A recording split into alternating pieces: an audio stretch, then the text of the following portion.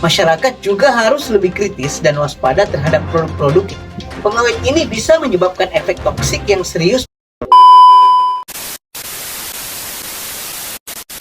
Hai semua, beberapa waktu yang lalu ada kasus unik tentang penggunaan pengawet kosmetik di dalam roti yang cukup menghebohkan. Kasus ini melibatkan dua produk roti yang beredar di pasaran.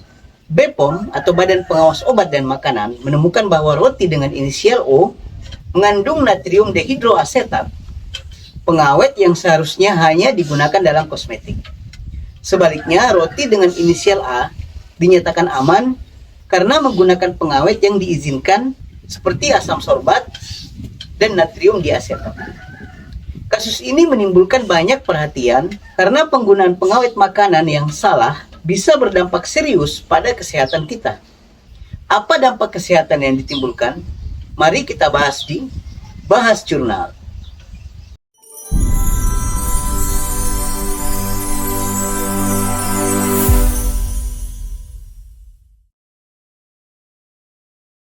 Masalah penggunaan bahan tambahan pangan yang tidak sesuai tidak hanya terjadi di Indonesia.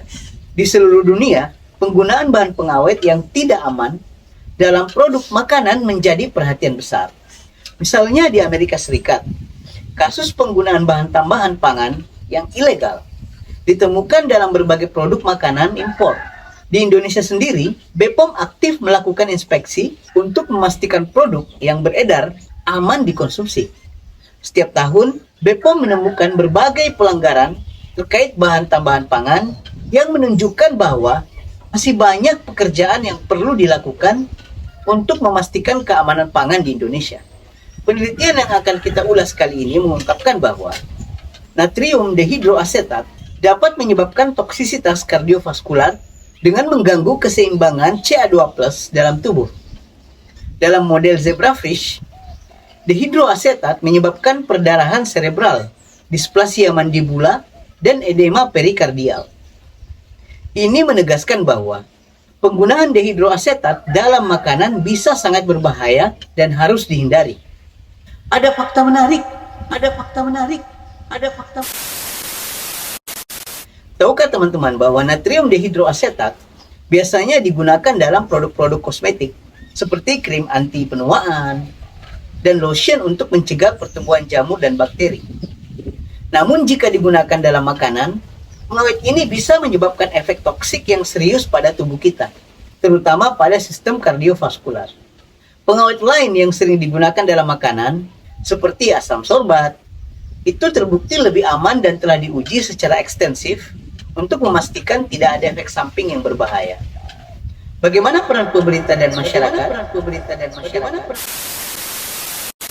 Pemerintah melalui BPOM memiliki peran penting dalam memastikan keamanan pangan dengan melakukan inspeksi dan pengujian terhadap produk makanan. Masyarakat juga harus lebih kritis dan waspada terhadap produk-produk yang mereka konsumsi. Memastikan mereka hanya memilih produk yang telah terdaftar dan diuji oleh BPOM. Edukasi masyarakat tentang pentingnya membaca label dan memahami bahan-bahan yang terkandung dalam produk makanan juga sangat penting. Kampanye edukasi yang lebih intensif diperlukan untuk meningkatkan kesadaran akan bahaya penggunaan bahan tambahan pangan yang tidak sesuai. Akan tetapi meskipun ada regulasi yang ketat, masih ada produsen yang tidak mematuhi aturan.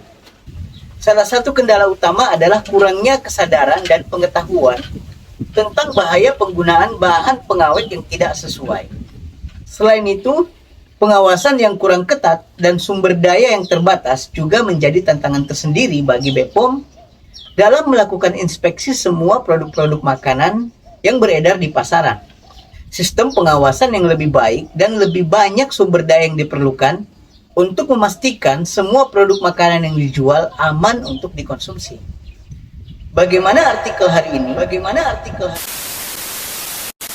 Artikel hari ini berjudul Natrium dehydroacetate induce cardiovascular toxicity associated with Ca2+ imbalance in zebrafish. Ditulis oleh Xiaoyong Huang yang diterbitkan di jurnal Ecotoxicology and Environmental Safety, termasuk dalam kategori Q1 di Scopus. Tujuan dari penelitian ini adalah untuk mengevaluasi efek toksik natrium dehidroasetat pada sistem kardiovaskular menggunakan model zebrafish. Metode penelitian yang digunakan meliputi exposure zebrafish larva pada dehidroasetat dan analisis morfologi, biokimia, dan genetik untuk menilai toksisitasnya. Zebrafish diekspos pada dehidroasetat selama 24 jam dan diamati untuk tanda-tanda toksisitas seperti perdarahan cerebral, displasia mandibula, dan edema perikardial. Analisis tambahan dilakukan untuk mengevaluasi tingkat CA2+ dan vitamin D3, serta kerusakan mitokondria dalam sel kardiomiosit. Pendekatan ini memungkinkan observasi langsung dan komprehensif dari efek toksik dehidroasetat pada organisme hidup. Zebrafish adalah model yang ideal karena memiliki struktur dan fungsi jantung yang mirip dengan manusia.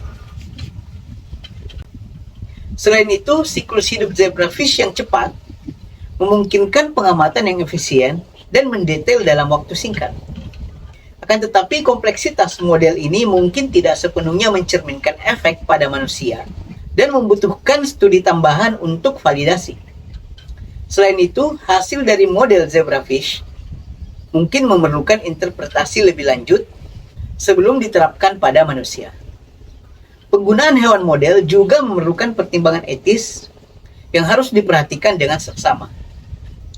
Hasil penelitian menunjukkan bahwa dehidroasetat menyebabkan perdarahan cerebral, displasia mandibula, dan edema perikardial pada zebrafish setelah 24 jam paparan.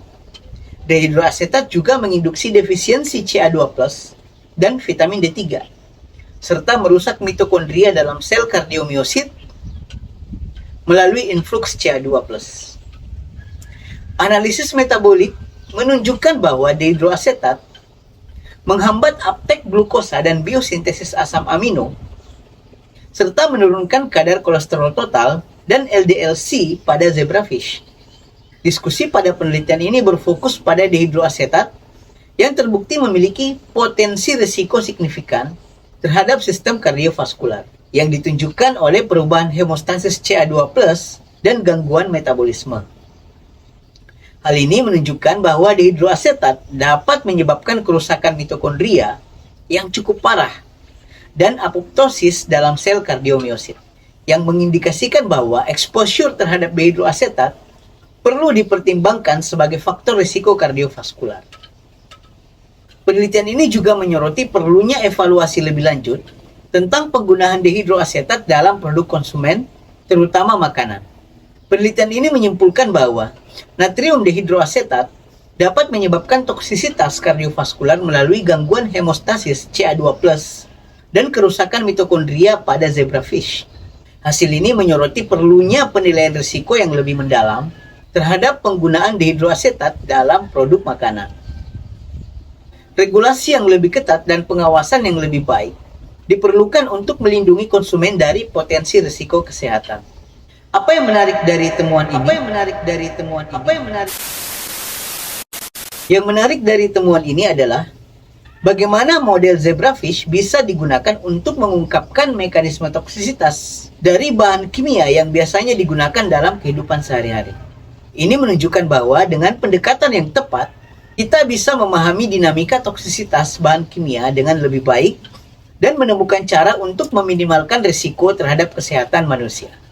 Penggunaan model hewan seperti zebrafish memberikan wawasan berharga yang dapat diterapkan dalam penelitian manusia di masa yang akan datang. Bagaimana aplikasi penelitian ini di dunia nyata? Hasil penelitian ini dapat digunakan untuk menginformasikan kebijakan regulasi tentang penggunaan natrium dehidroasetat dalam industri makanan dan kosmetik. Selain itu, hasilnya dapat membantu mengembangkan strategi mitigasi untuk mengurangi risiko toksisitas kardiovaskular yang terkait dengan dehidroasetat. Penelitian ini juga memberikan wawasan yang berharga bagi industri pangan dan kosmetik untuk mencari alternatif pengawet yang lebih aman.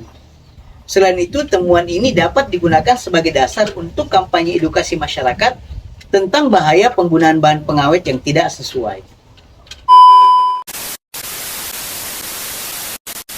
Nah, itulah ulasan kita kali ini tentang kasus roti dengan inisial A dan O, serta penelitian tentang toksisitas natrium dihidroasetat. Semoga informasi ini bermanfaat dan membuat kita lebih berhati-hati dalam memilih produk yang akan kita konsumsi. Jangan lupa untuk like, comment, and subscribe untuk konten-konten menarik lainnya. Terima kasih sudah menonton. Sampai jumpa di video berikutnya dan tetap semangat untuk bahas jurnal.